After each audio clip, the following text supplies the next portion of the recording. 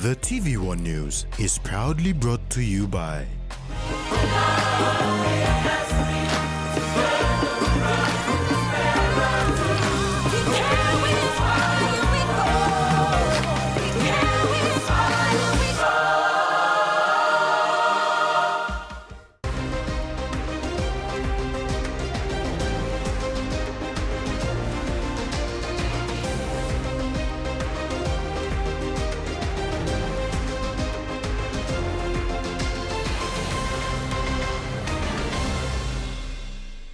Hello and thanks for joining us. I'm Tracy Poe with the news.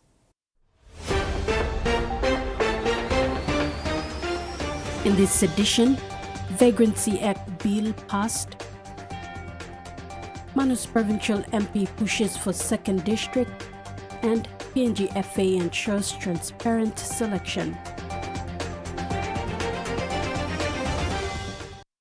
The National Parliament today, Thursday, March 19, 2026, passed the long-awaited Vagrancy Act, with majority of the MPs voting for the bill.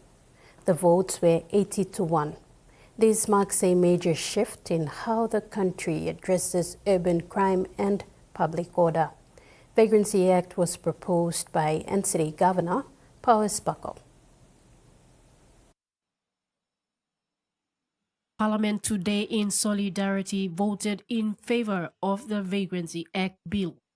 With a majority 80 votes to 1, the bill will now become a law to address increasing concerns about urban crime, public disorder and migration into major cities such as Port Moresby and other centers of the country.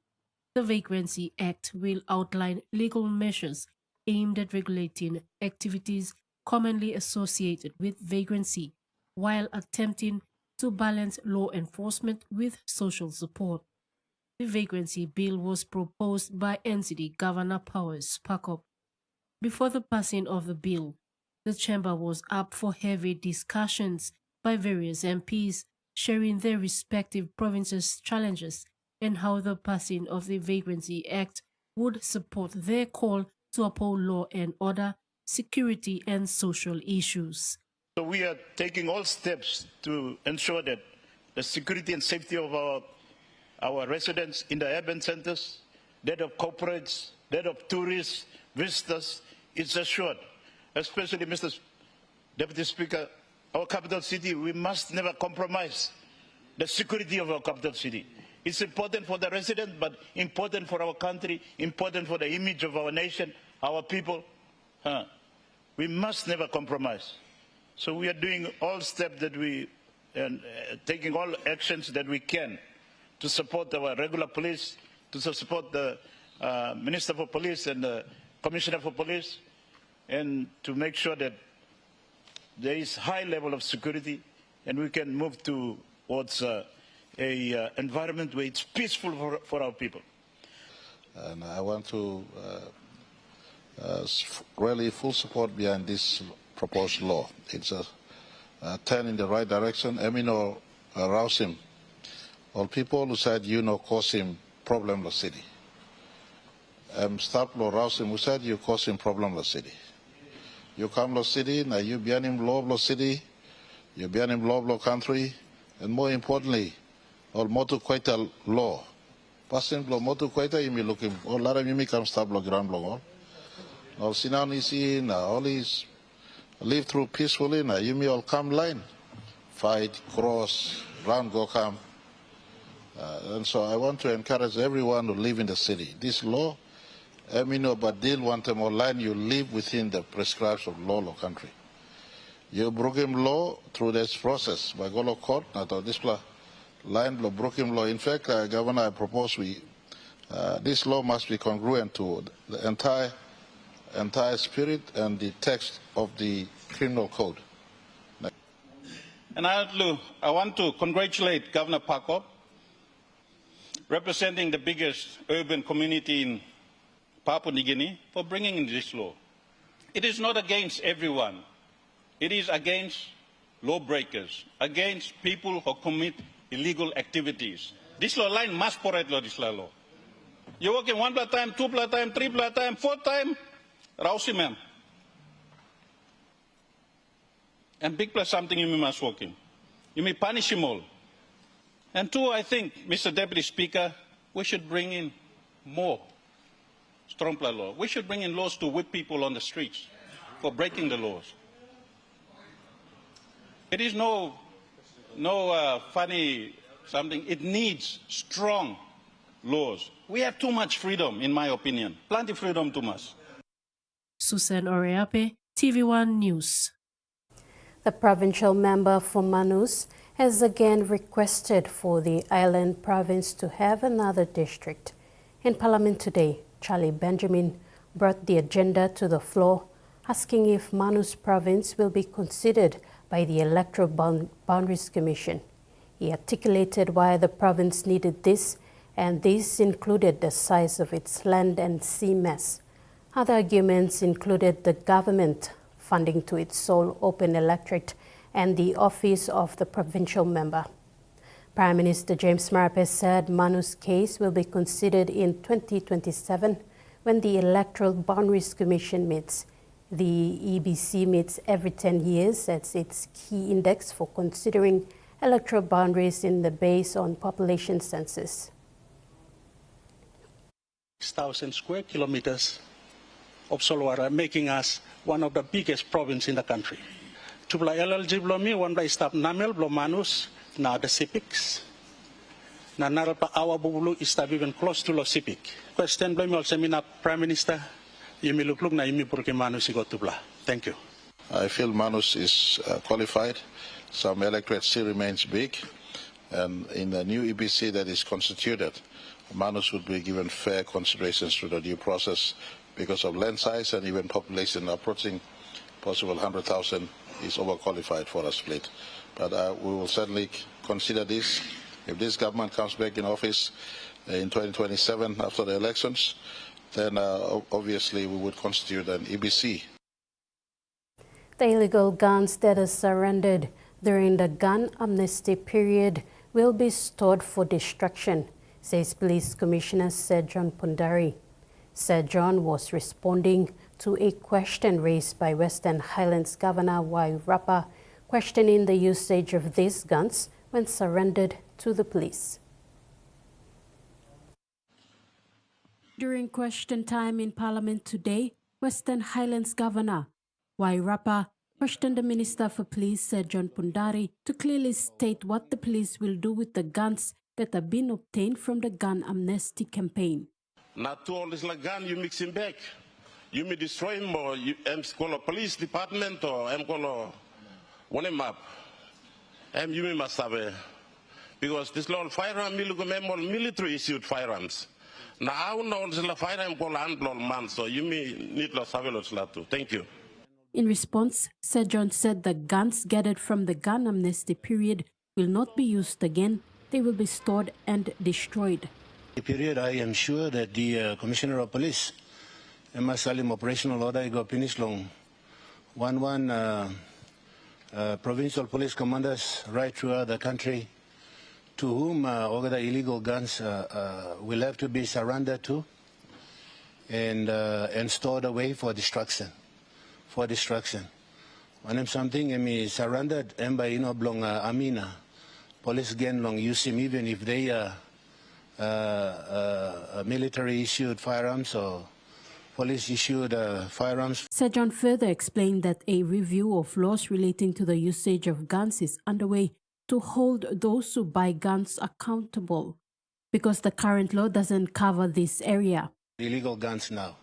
That is the law. But this man or Mary Save Salim Disla Ganya, when I'm now in punishment belonging. What is the penalty now by you me imposing belonging? Now money save baim. Money save baim Disla Ganya, when I'm now penalty belonging. Now money save baim na em save pain him hard lo karemigo lo man by using splagan. Defense na police for that matter. Even suppose all defense na police too, wagim karangina. Na stealing gun. Na munitions na salim. One penalty now belong all. Insofar as the Firearm Act is concerned. He said the review will also look at the types of gun that have been used by licensed holders, noting that license holders are having in possession high-powered guns. Issued firearms in the country. Plenty of citizens inside the country. Licensed firearms here. All high-powered ones too here. Do we allow them to be licensed to use high-powered weapons, apart from just handguns? Said John reminded the country that the gun amnesty period ends on September 16, 2026, and called on citizens to surrender weapons in their possession. Yumi and Barani going up September 2016, Independence Day Yumi, when we should all stand together and declare Papua New Guinea as an illegal gun-free country. A national gun amnesty and buyback scheme is currently being rolled out in the country. This initiative aims to reduce violence, particularly in the Highlands region, ahead of the 2027 national elections. The Teaching Service Commission has issued an urgent call to provincial education boards and national education authorities to accelerate the processing of teacher appointments and duty resumption data as the deadline for the 2026 auto-suspension nears.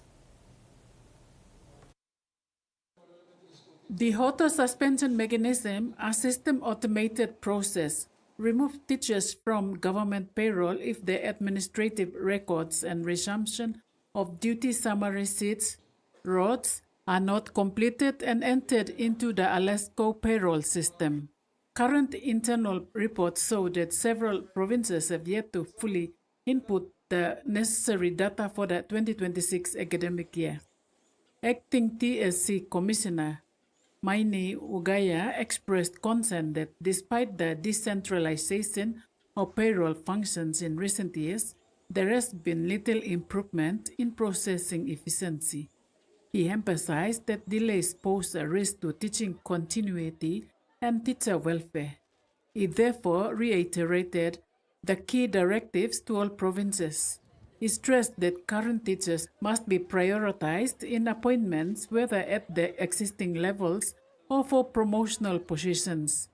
He added that confirmed tenure holders should remain protected under the Teacher Tenure Confirmation Gazette, with tenure only subject to review through formal non-performance reports issued by the Inspectorate. He further underscored that appointment processes must never be used as disciplinary measures and must remain merit-based and free from political interference. He therefore called on PEBS to act now to ensure every genuine teacher remains on the payroll and in the classroom.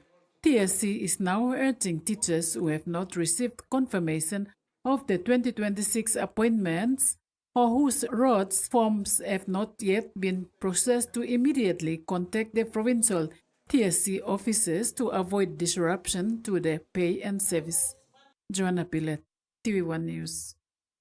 Police Commissioner David Manning has called on all motor vehicle drivers to exercise due care during adverse weather conditions and to fulfill their lawful and moral duty to render assistance following a collision. The Commissioner's comments come after a former police officer fled the scene of a hit-and-run incident in Port Moresby yesterday. The former police officer has been arrested and detained at the Burqa Police holding cell following a hit-and-run incident in the nation's capital Wednesday. Police allege that the 65-year-old failed to render assistance to a pedestrian injured in the incident, which he was involved in. Commissioner of Police David Manning confirmed that the driver is a former member of the Royal Papua New Guinea Constabulary, seen operating a police legacy vehicle. He has since been arrested and detained. Following this incident, Commissioner Manning warned motor vehicle owners to exercise due care during adverse weather conditions and to fulfill their lawful and moral duty to render assistance following a collision. Manning said all road users have a clear duty to report a vehicle collision and render assistance to any person injured. This is both a legal and moral duty owned by each and every road user. Further information relating to the incident will be released at an appropriate time. You're watching TVWAN News. Among stories after the break, English shift transforms learning and women learning growing together.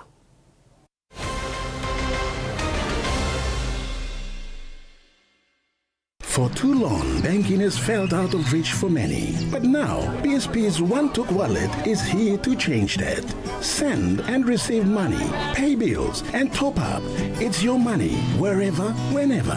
Because at PSP, we are committed to improving how our customers connect to our One-Toks, to our family, to the ones we love. PSP's One-Took Wallet. Money made easy. Dial *131# for everyone.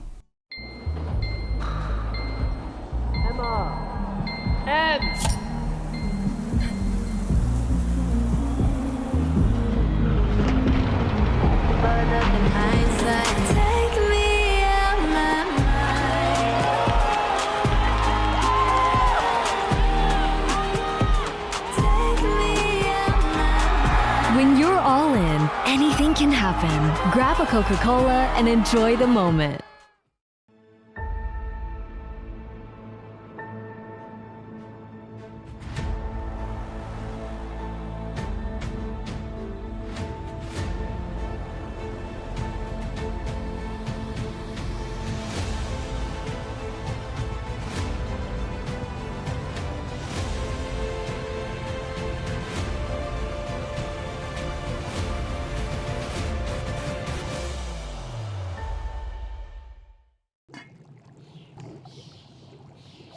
Hiya, Mama. You wait then, but me add him special flavor. Put in more flavor, put in more taste. Magic kakaru, get up a big smile on face. Time for Kim chicken, a great kumu too. Sip, sip, the moo, yes, magic on you. Maggi, PNG and Mia. Find PNG made. The PNG LNG project has now generated more than 30 billion kina for Papua New Guinea since production commenced. Nearly half of this amount has been paid as tax. Equity distributions are paid to KPHL and MRDC based on the interest they hold. Tax is paid to the IRC, while development levies and royalties are paid to DPE. New Fabuloso multi-purpose cleaner with an irresistible fragrance that lasts all day long, creating a field of flowers in every corner of your home with an irresistible fragrance that lasts and lasts all day long. Fabuloso, irresistible fragrance. Oh my God, look at this! You can't sell on a collectible classic you've done up without having to go first. Should we go for a spin? Shed and Buried Classic Cars, Fridays 9:30 on Turbo. Welcome back. Total Energy's EP PNG is expanding its education partnerships across Papua New Guinea. The company renewed agreements with PNG University of Technology, Don Bosco Technical School, and Caritas Technical Secondary School on March 18th in Port Moresby, strengthening scholarships and workforce development for young people. Education partnerships are part of Total Energy's National Content Program, supporting the Papua New Guinea LNG project and future workforce needs. The company has reaffirmed its support, signing a Memorandum of Understanding with PNG University of Technology, Don Bosco Technical School, and Caritas Technical Secondary School in Port Moresby on Wednesday, March 18th. Total Energy signed with Caritas in the afternoon after signing MOAs with Unitech and Don Bosco the same morning. The MOA focus for Don Bosco is on discipline, merit, and preparing students for industry pathways. The very young people are the ones who will bring our country forward. And we are very grateful from Don Bosco, we say thank you to you, to giving this venue to work and collaborate together. If you believe in the young people now today, I believe the country will be better. For Caritas, the MOA focuses on expanding scholarships for young women. The Caritas agreement increases scholarships from 10 to 15 students, covers tuition, uniforms and boarding, and broadens discipline to include office administration. It strengthens the partnership, which promotes education, skill development, youth empowerment in Papua New Guinea. We really appreciate this alignment with Papua LNG's long-term vision for capacity building and national content development. I strongly believe that this is the beginning and a key partnership to empower young people and create meaningful opportunities not only for Papua LNG project but also for the whole country. The renewed agreements reflect shared values of discipline, character formation, and quality education, ensuring young Papua New Guineans are equipped to lead the nation's future. Total Energy says these partnerships highlight its long-term vision for capacity building and national development, with PNG Unitech, Don Bosco, and Caritas now central to empowering the next generation. Joanna Pila, TVWAN News. An elementary school in Abao district is seeing positive progress as students adapt to learning in English under the standard-based curriculum. While the transition from talk-plus-based teaching brought early challenges, support from the Partnership in Education program is helping improve both learning and school facilities.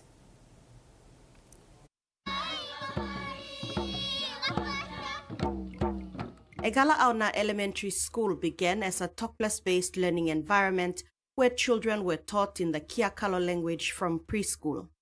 For more than 10 years, this approach helped children easily understand lessons through stories, counting systems, and everyday village experiences. But the shift to the standard-based curriculum required English to become the main language of instruction, creating challenges for both teachers and students. The transition period lasted nearly a year as both teachers and students adjusted to the new system. To support learning, the school introduced a rule requiring students to speak English from the moment they enter the school. Teachers continue to encourage students to practice English daily through reading and conversation. Beyond the classroom, students are now using English during playtime, showing confidence in the language. At the same time, the school is benefiting from funding under the PI program. The school has received 4 payments so far, with the latest installment of approximately 23,000 kina set to support the construction of a new classroom for grade 1 and 2 students. Previous funding has been used to purchase classroom furniture as well as teaching materials, stationery, and essential wash supplies to improve hygiene and health standards within the school. Salome Alman, TV1 News. 4 Air Niugini licensed aircraft maintenance engineers have become the first Papua New Guineans to receive Airbus A220 type rating, formally endorsed by the Civil Aviation Safety Authority of Papua New Guinea. This achievement represents a significant milestone not only for Air Niugini, but also for Papua New Guinea's aviation industry, underscoring the airline's commitment to world-class engineering standards, safety excellence, and the development of national capabilities. Air Niugini's Chief Executive Officer Alan Milne commended the engineers for their commitment and dedication, highlighting the broader national importance of the achievement. This is a really important piece for not just these gents, but I remember as an aircraft engineer as well, the pride that I had when you were issued a new license and a new aircraft type. And for these guys, technology that I was working on was somewhat different to what these guys are working on. The A220 is the next level. So these guys should all be really proud of what they've done here. It's a fantastic opportunity for them to join the the ranks of not that many engineers in the world as the A220 starts rolling out. So to have them as part of the Air Niugini team is just fantastic outcome. The engineers recognized as Papua New Guinea's first Airbus A220 and those licensed aircraft maintenance engineers are John Pirik, Henry Kaunger, Abraham Gena, and Edward Polau. These senior engineers are highly experienced and multi-rated, holding certifications across 3 to 6 different aircraft types. They successfully completed an intensive competency-based training and assessment program aligned with international aviation standards. The Airbus A220 training commenced in January 2025 in Port Moresby, followed by specialized overseas training in Singapore and Mirabel, Canada. This included a visit to Airbus A220 production facility and advanced simulator-based engine ground run exercises. The second group of engineers began Airbus A220 training in October 2025, further strengthening Air Niugini's national engineering capability. Air Niugini acknowledged the dedication, discipline, and professionalism demonstrated by the engineers throughout this demanding process, as well as the continued support of CASA, PNG in upholding rigorous regulatory standards. Michael Tamtipais, TVWAN News. Women on the Arama Coast in Central Province are being empowered through a church-led program that is teaching practical cooking skills while strengthening community and faith. At the Basilia Goigemu Women's Ministry, participants are learning how to make lemon popo jam and sweet English rock scones, skills that are now helping them earn a small income and support church activities. In the Arama Coast are learning new skills that are not only helping them support their families, but also bringing positive change in their communities. Through the Basileia Goigemu Women's Ministry, participants are learning how to make lemon popo jam and sweet English rock scones in their first education program for 2026. This is Basileia Goigemu Women's Ministry educational program, which we are learning lemon and popo jam making and sweet English rock scone. The initiative is already making an impact, helping women build confidence, work together and learn skills they can use at home or to earn income. Participants say the process is simple and easy to follow. Now we are boiling our popo jam with sugar, lemon and popo water, and it will become popo jam. It depends on the bottle, kind of bottles that we are using. If baby bottles, we can fill up to 20, and we can sell them for 2 kina for one, for our fellowship one. As for the empty jam bottles, we can say filled about 5 to 10. They are also learning to bake using simple ingredients that are locally available. This is sweet English rock scone made from self-raising flour, coconut cream, sugar, and baking powder. The ministry operates through 4 groups, including devotional for spiritual growth, educational for training, recreational for activities, and service for outreach in the community. I urge you to come and join the women ministry so that you can learn many new things like what we are doing this morning. The program is helping women reconnect, support each other, and grow both physically and spiritually. It's important that we are encouraging you to join, because joining this women ministry, it's very interesting. Not only physical, but also spiritual as well. With more activities planned, the program continues to empower women across the Arama Coast. Susan Oreape, TVWAN News. And now the finance news. The kina closed unchanged at $0.2320 US in the interbank market. At Bank South Pacific, our kina was buying $0.2245 US, 0.3160 Australian dollars, 0.1880 euro, and 35.62 Japanese yen. Looking at commodity prices at New York closed, crude oil and copper closed higher, gold, coffee and cocoa closed lower, and palm oil closed the day unchanged. And on the stock market, the Dow Jones closed lower, ASX closed lower, and all ordinaries closed lower as well. TV1 News continues when we come back. Stay with us.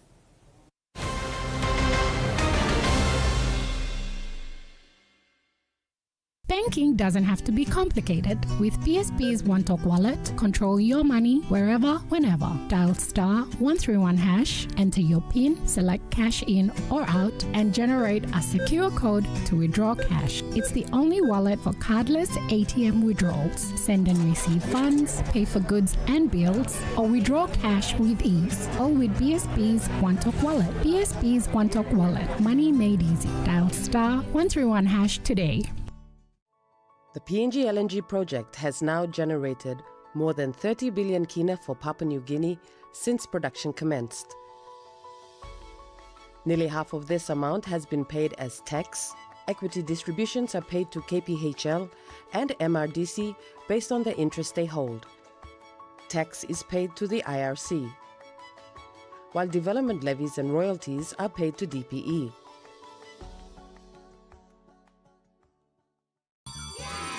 To school with Colgate and Protex. Win big! Lots of great prizes to win for your school. To enter, use your favorite Colgate and Protex products. Keep all your empty packets, take them to school and give them to your teacher. Visit the Colgate Pacific PNG Facebook page for more info on how to register. Win school supplies, sporting equipment, and more, all for your school with Colgate and Protex. Promotion ends March 31st, 2026. You sabi tool some condom and one way where you can abuse him sick HIV, STI na unplanned pregnancy. Tingim, use him condom long right way. Stop safe na look out him you yet. Use him condom all get a time. Suppose you know sabi long HIV status long partner blog you or suppose you got plenty partner. Use him condom good all get a time. Long haborus him sick HIV, STI na unplanned pregnancies. Use him condom banis him you yet na future blog you. This platok sabi ikam long National AIDS Council Secretariat.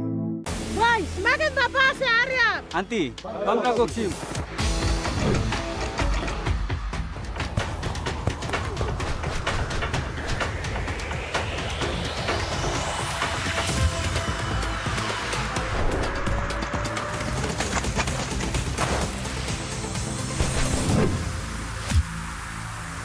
David Loran. You think you passed it? Sparks, it's in me.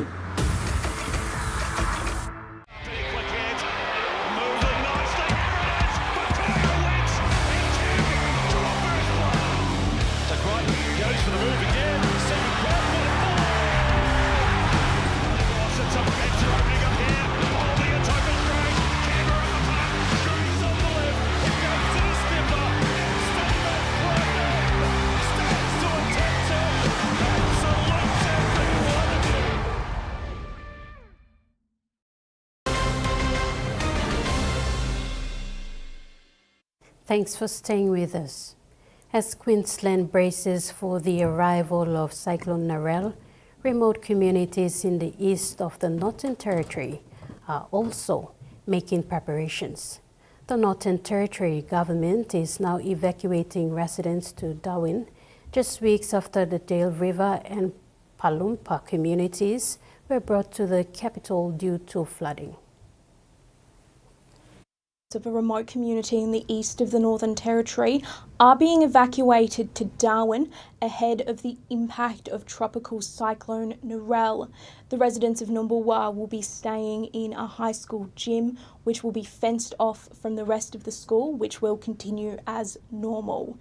In the east communities of the Northern Territory, Groot Island and Borroloola, they're bracing for impact. It's expected to be a Category 3 system when it does hit the coast, and emergency services say police have been bolstered in the region to help prepare the communities for that impact. The system was then expected to track across the Northern Territory. Currently, Catherine is expected to be impacted by the system, which could cause moderate flooding in that area, which is already inundated with water from severe flooding in the past few weeks. As the system moves across, it is expected that it will have slight impacts to Darwin. We will be seeing a little bit of wind and rain, although it isn't expected to cross Darwin as it moves further west. Now, for flood-impacted residents, we've also heard today that public housing rent will be paused until flood-impacted residents can get back into their homes, and pastoralists' rent will also be paused for a period of up to a year. For now, residents are being warned to get ready in case of emergency, update their cyclone kits and have their emergency plans ready as Tropical Cyclone Narelle crosses across Australia. The increase in oil prices is having an impact far beyond the browser as the impact starts to filter through the economy. Oil-based products are everywhere and businesses are starting to feel the pinch. Price pressures are starting to stack up on Andrew Much's building supplies business. His overseas suppliers have warned they're increasing the cost of epoxies. Absorbing all of that is impossible. It has to get passed on at some point. So people are going to be paying more for their building materials. His epoxy products, solvents, polymers and plastic containers are all petroleum-based in some way. A lot of people don't realise that it's not just fuel, it's everything's made from petroleum-based products. Plastic containers, all the additives, a lot of the raw materials. Consumers likely to be hit from all directions. The impact is going to be felt throughout places that people would not normally think that we are dependent on oils. Synthetic clothes, road base. How do you make bitumen? Those are your heavier oils. Axle grease, polishing waxes are all petroleum-based products. These containers are made from polyethylene. It's a petroleum-based product and the most widely used plastic in the world. You can also find it in products like detergent bottles, plastic bags and clear plastic wrapping. So these sort of products could also be seeing an increase in price. WA company 4 Farmers uses polyethylene plastic containers for its agricultural chemicals. And also the little bits of red plastic here that keep our top. There's plastic everywhere you go. They've been told costs are going up. Today there's been 2 more letters from our packaging suppliers saying, force majeure, this is what's happening. We're going to have to pass these costs on. Adding further pressure on people already straining from the petrol squeeze. The government has had a second rebook in the High Court over its measures to force some of those released from indefinite immigration detention to live under a curfew and wear electronic ankle monitors. The government has played down the laws while human rights advocates say it is a win for the rule of law. The High Court turned the system on its head in 2023 by ruling indefinite immigration detention is illegal. But 2 efforts to address public safety concerns, including curfews and electronic bracelets, have flopped. The government is undeterred, pointing to its agreement with Nauru. The government's ambition was never about ankle bracelets. If someone has their visa cancelled, they should leave, and that's what we're determined to achieve. The High Court found an initial regime imposing the restrictions breached the Constitution because it amounted to punishment imposed by government rather than the courts. A second regime failed to overcome the problem. The opposition says it's a stuff-up. The Minister needs to tell us exactly how the government intend to ensure that there is no risk to the community as a result of the findings of the High Court. But others say it's a victory for the rule of law and the government should have looked at other ways of managing the group. Being highly punitive, as the government has been, has proved counterproductive. 350 people have been released since the High Court's original decision, with 6 sent to Nauru so far. Today's decision will only affect 43 people who'll now be placed on mandatory reporting conditions, which is effectively bail. And that ends the news segment. Sports is next. Stay tuned.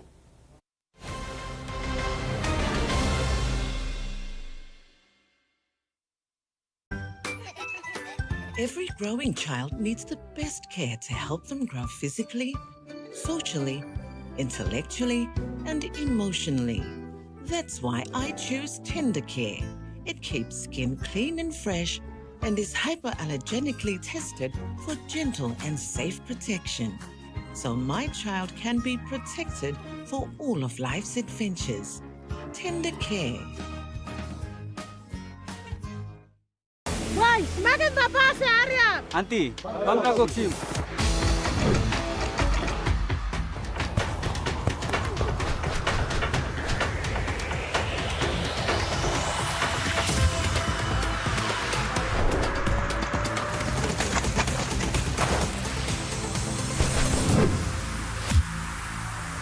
David Loran. Anything you passed it. Sparks, it's in me. Central Province is our home. The tides of the Coral Sea are our heartbeat. From the coast to the mountains, Traditions pass generation to generation. the sea and our gardens sustain us. Our songs carry our legends through time. Our home is Central Province. Our nation is Papua New Guinea. Ready for the world, so is your TISA Visa card. Visa keeps you moving wherever you go, Papua New Guinea or abroad. Seamlessly pay for travel, dining, online shopping. Easily access your funds and instantly track your expenses. Every tap comes with security, trust, and peace of mind. Unlock the world of possibilities. And it all starts with the new TISA Visa card.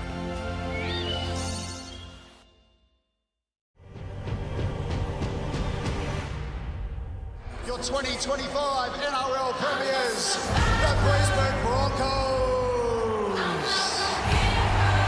Oh, the arrow with a massive shot. It's high. Here's right footstep. Right footstep. Jerome Hughes with an incredible individual effort. And Walsh comes rampaging over the ball. Reece Walsh has the start the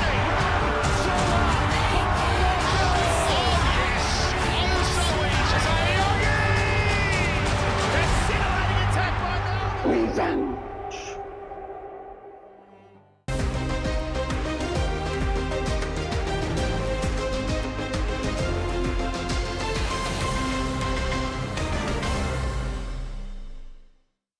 Welcome back.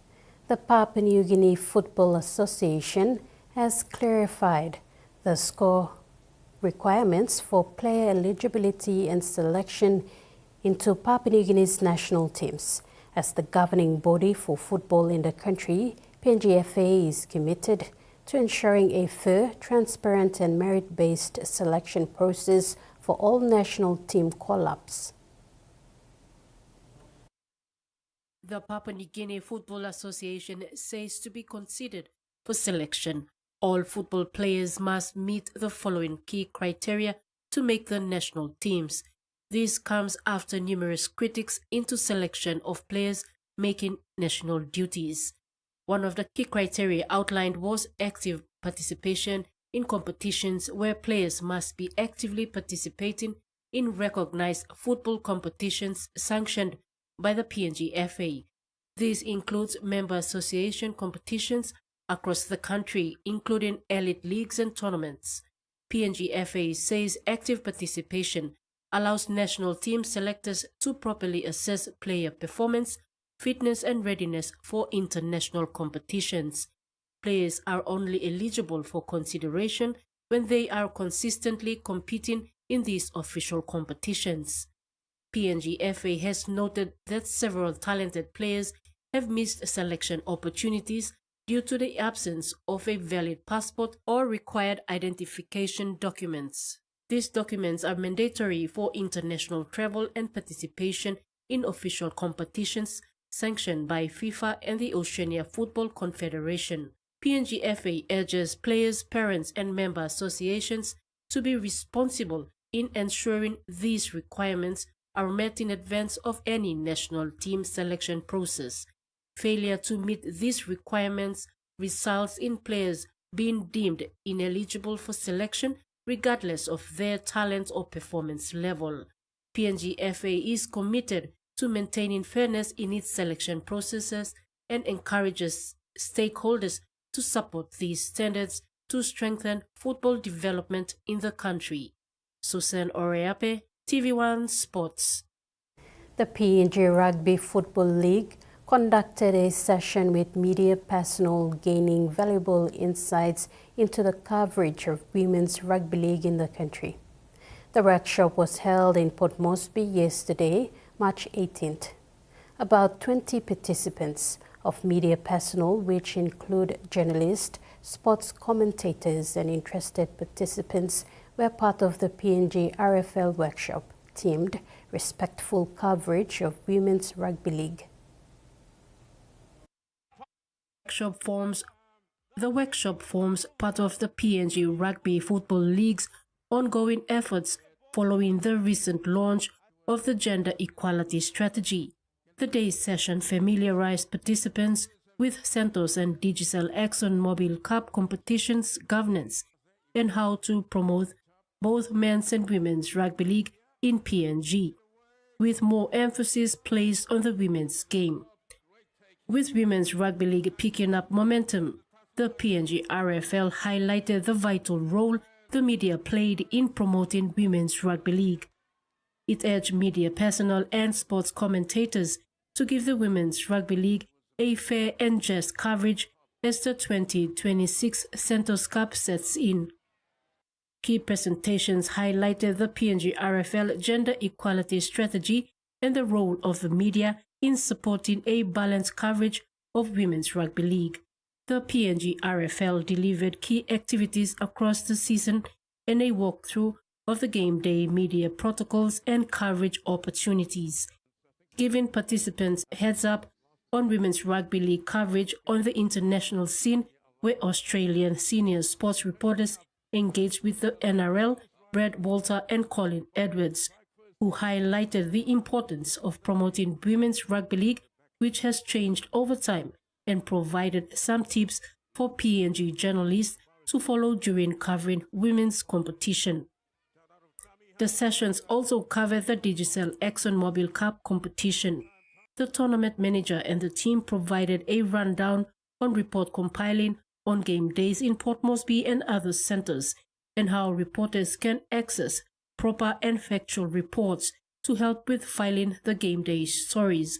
Media personnel also raised questions and highlighted the challenges on game days and urged the PNG RFL to work with the media and individuals for better and smooth media coverage of women's rugby league going forward. Susan Oreape, TV1 Sports. Alotau Rugby League has lodged in its registration with PNG RFL today in Port Moresby to become an affiliate rugby league competition. The presentation marks a new beginning for the Alotau Rugby League as they move towards reviving the sport in Alotau, Milne Bay Province. 7 individuals representing the Alotau Rugby League arrived in Port Moresby at around 7 p.m. yesterday. They departed 2 a.m. in the morning and embarked on a journey to register the rugby league with PNG RFL. They successfully lodged in the affiliate registration to Jacob Ivaroa, the Southern Region Confederate Director. The chairman of Alotau Rugby League, Robert Sorabora, said it was a tiring trip, but it is for a worthy cause, reviving Alotau Rugby League. Very long ride, very tiring. We managed to cross 7 rivers. It was a bit rainy, the place was slippery, but we made it possible to arrive here. We handed over the comprehensive calendar 2026, and we are welcome on board to kick off with our tournament. Sorabora is excited that the Alotau Rugby League has been finally recognized. They now have the opportunity to showcase their young talents as do rest of the country. The main reason is to bring our young youths. We have a lot of good talents, but we have missed out on so many occasions. We just want to revive the game and expose our young talent into the arena, like franchise. They're going to just to give them opportunity. Ivaroa was pleased to receive their registration. He was pleased to have Alata Rugby League affiliating with PNG RFL, which shows the growth of sports in southern region. They've traveled all the way from Alata to Port Moresby by road to submit the affiliation fees and get the requirements sorted out. And I think they've done that, and they'll be. And as the director of Southern Conflict, we want rugby league to spread right across southern region areas. So I'm really pleased with them, and I welcome them on board as part of the Southern Conflict family. The Alata Rugby League kicks off its 9th preseason tournament this weekend at Alice Wedege Park, Alatau. After preseason 9s, the Alata Rugby League will head into season proper with 12 teams. Rex Lita, TVWAN Sports. Tahiti United and PNG Hekari United staged a closed match yesterday evening in Honiara, resulting in a 2-2 draw. Hekari is looking to record its second OFC Professional League win. However, in the stoppage time, Tahiti's Tihau Nui Tehau scored a penalty, leveling the score 2-2 at full time. Both teams came into the match looking for a win after losing their previous games. Coaches Jerry Allen and Samuel Garcia were eager for a bounce-back result. Tahiti United had some confidence, having won the last meeting between the two sides. Tahiti United started strongly and controlled much of the first half. They created chances through wild players Matis Laken and Matteo De Grimel, putting PNG Hekari under pressure. Despite defending for long periods, Hekari stayed organized and kept their opponents at bay. Against the run of play, PNG Hekari struck first. After just over 20 minutes, Joseph Joe delivered a corner that floated over everyone, including goalkeeper Jackson Gardner, and dropped into the far corner of the net. Tahiti United responded late in the half. Deep into stoppage time, Manuri Sen scored from a corner of their own, heading in at the near post to level the match before the break. The second half was evenly contested as both sides pushed for a winner. PNG Hekari's Rex Naime caused problems with his pace, while John Orobulu also worked hard in attack. Tahiti United made several substitutions to add energy, with Jamin Havigin linking well with Tinui Tehau up front. PNG Hekari looked to have secured the win when Naime capitalized on pressure high up the field. He beat his marker and calmly finished past Gardner. However, Tahiti United earned a late penalty after Tehau was fouled in the box. Following a VAR check, Tehau stepped up and scored confidently. Entering the match ended in a draw and handing a valuable point for the Tahiti United. Michael Tamtipais, TV1 Sports. Round 3 of the 2026 NRL season kicks off tonight, with all 16 teams looking to build form early in the competition. Round 3 opens with the Canberra Raiders hosting the Canterbury Bankstown Bulldogs in Australia's capital, Canberra. Both teams have had mixed results in the first 2 rounds and will be eager to secure a win. That's 4 up for Canterbury. Galvin and Preston. Oh, footwork! In and away. Step. On Friday night, the 2 big matches will be played. The Sydney Roosters will face the Penrith Panthers. This is amongst the much-anticipated contest of the round. The Panthers have been one of the top teams in the recent years, while the Roosters will be looking to prove that they can match up with the best. Later, the Melbourne Storm will host the Brisbane Broncos in a grand final rematch. This game is expected to be intense, with both teams keen to make a statement. The Broncos will be aiming to grab their first win of the season. Hetherington, but no markers there. And Walsh comes rampaging onto the ball. Saturday features a triple header. The Newcastle meet the New Zealand Warriors. Both teams have started the season on high note and will be looking to continue their winning run. Only one marker there as well. And right through. Best looks for support. Ponga looms. Tom Trebojevic, the only defensive option. Sold from the clouds, but Ponga got rid of him. The Cronulla Sharks then play the Dolphins before South Sydney Rabbitohs face the energetic West Tigers to round up the triple header. Onto the field. The Tigers dominating in the Westpac red zone. The short ball, Kai Pearce-Paul on club debut. He gets a try for the Tigers. On Sunday, the Parramatta Eels take on the St. George Illawarra Dragons in the first match of the day. Both teams need a win to stay in touch with the top teams. And the final game of the round sees the Gold Coast Titans play the North Queensland Cowboys in an all-Queensland derby. With the season still in its early stages, round 3 is important for all teams as they try to gain confidence and momentum and set the course of the season.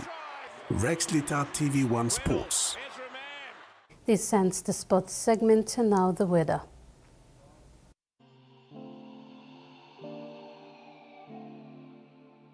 Southern Port Moresby, cloudy periods with some rain showers and possible thunderstorms. Alotau, cloudy periods with few rain and rain showers and possible thunderstorms. Momase, lay cloudy periods. Madang and Wewak, cloudy periods then some rain and rain showers. New Guinea Islands, Lorengau, cloudy periods with rain and rain showers. Kimber, cloudy with rain and rain showers and possible thunderstorms. And Highlands region, Mount Again, Mandi, Tari and Wabeg, cloudy at times with some rain and rain showers and possible thunderstorms. Ocean forecast for PNG areas for the next 24 hours. Coral Sea sees rough to very rough with southwest to northwest winds of 25 to 33 knots, reaching 47 knots along warning areas. Solomon Sea sees light to moderate with northwest to northerly winds of 10 to 20 knots. Bismarck Sea sees rough to very rough with northwest winds of 25 to 33 knots, reaching 47 knots. Pacific Ocean sees moderate to rough with northwest winds of 15 to 20 knots, increasing to 25 to 33 knots. And coastal waters forecast. Waters of southern PNG and Indonesia border to Daru to Kiwai Island, Karamayul Island, Hood Point to Samarai Island. Seas 1 to 2 meters, rising to 2.5 to 4 meters at times along warning areas. Waters of Finchafan through Vitia Strait to CSE and Long Island to Madang, seas 0.5 to 1.3 meters, rising to 1.5 to 2 meters at times along the Vitia Strait. And waters of Madang to Wewak, Vanimo and northern PNG, Indonesia border, seas 2 to 3 meters, rising to 4 meters at times.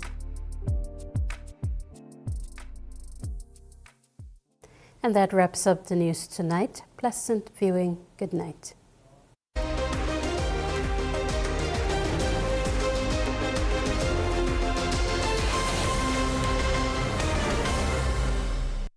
The TVWAN News was proudly brought to you by